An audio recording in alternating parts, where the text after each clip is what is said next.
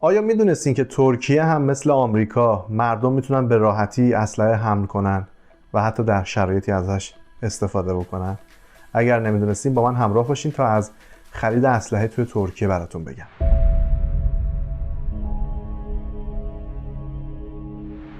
در ترکیه حدود 20 میلیون قبضه اسلحه غیر مجاز وجود داره که اصلا ثبت نشدن. روزانه 5 نفر بر اثر استفاده از اسلحه توی ترکیه کشته میشن. برای همین دولت تصمیم گرفت تا مجوز اسلحه رو از افراد 18 سال به 21 سال افزایش بده.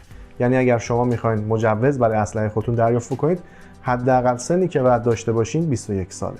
بعد از اینکه اسلحه خودتون رو خریدین و کیملیکتون ثبت شد، واسه اینکه بتونید مجوز اون رو بگیرید باید به اداره والیلیک محله خودتون یا همون شهربانی محله خودتون مراجعه کنید. طبق لایحه‌ای که به تصویب دولت و مجلس ترکیه رسیده، شما علاوه بر این که نباید سوء پیشینه‌ای داشته باشید، حتی باید از سلامت روانی هم برخوردار باشید تا بتونید برای اسلحه خودتون مجوز حمل تهیه بکنید. بدین منظور باید توی کلاس‌های 10 روزه که توسط پزشکان روحی روانی پزشکان روانشناس پزشکان روحی روانی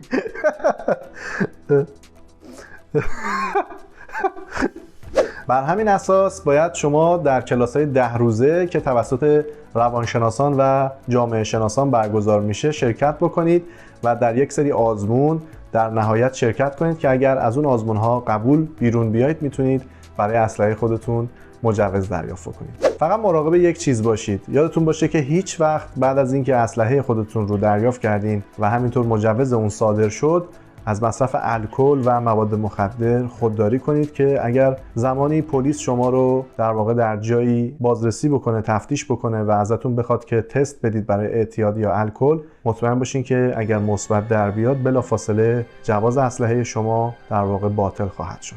ترکیه در دهه 90 مجازات اعدام رو از قوانین خودش حذف کرد و از اون سال به بعد استفاده و حمل از سلاح حتی به صورت غیر مجاز در ترکیه افزایش پیدا کرده. در کشوری مثل ترکیه که مثل ایتالیا و بسیار از کشورهای دیگه مافیا داره، وجود اسلحه هم اجباریه. توی این کشور از سال 1550 میلادی به بعد مافیا وجود داشته. به سرکرده مافیا رئیس یا بابا گفته میشه و معمولا به نوچه ها کابادایی گفته میشه. در ابتدا به قلدرها و نوچه های مافیا این اجازه داده میشد تا در محله های خودشون امور محله رو در دست بگیرن، اما به این شرط که در شرایط حساس و شرایط بحرانی حتما در کشف جرایم به پلیس کمک کنن. زندان برای مافیا مثل مدرسه‌ای بود که در اون زندگی زیرزمینی رو یاد می‌گرفتن و در اونجا بسیاری اطلاعات کسب می‌کردن برای اینکه بعد از اینکه آزاد شدن چه کار کنن که دیگه دوباره گیر نیفتن. مثل ایران که به زندان‌ها میگن دانشگاه. وقتی دو سرکرده مافیا با هم به اختلاف می‌خوردن، یک پیر مافیا انتخاب میشد برای اینکه بین اینها داوری کنه و مشکلشون رو حل کنه و هر چی که اون پیر مافیا اعلام میکرد باید اجرا میشد.